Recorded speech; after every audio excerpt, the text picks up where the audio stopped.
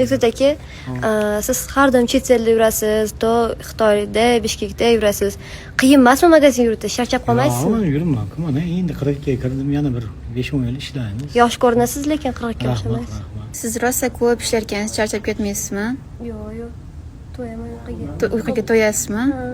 Rost eng ko'p ishlaydigan ishchi siz ekansizda, sizni ko'rsatishdi. Hop, siz ertadan kechgacha, kechqurun magazinni yopib ketasizda. Ishingizdan mamnunmisiz? O'ziga yoqadimi? Charchab qolmaysizmi? Yo'q, charchamayman. Xursandmisiz shu yerda ishlashingizdan? Xursand. Eshitishimcha yangi kelgan ekansiz, shu boshliqqa yoqaman deb hamma ishchilarni yomonlab yurayotgan bitta odam bor ekan. Bilmaysizmi kimligini? Yo'q, bilmadim hali. Bilmaysizmi? Yo'q. Siz ancha yildan beri chet ishlar ekansiz. Kelganlar bilan ish o'rgatib, charchab, qarib ketmayapsizmi? Necha yoshsiz? 18. Ko'rinishingizdan yosh ko'rinar ekansiz. Eshitishimcha kamdan kam makiyaj qilar ekansiz, tabiiylikni yaxshi ko'rar ekansiz. Bu o'zingizga yoqadimi yo ishxonaning prinsipimi? Yo'q, o'zimga yoqadi shunaqa nejniy, tabiiy qismanda men o'zi. Hech qanaqa plastik operatsiya? Yo'q. O'zim shunaqa.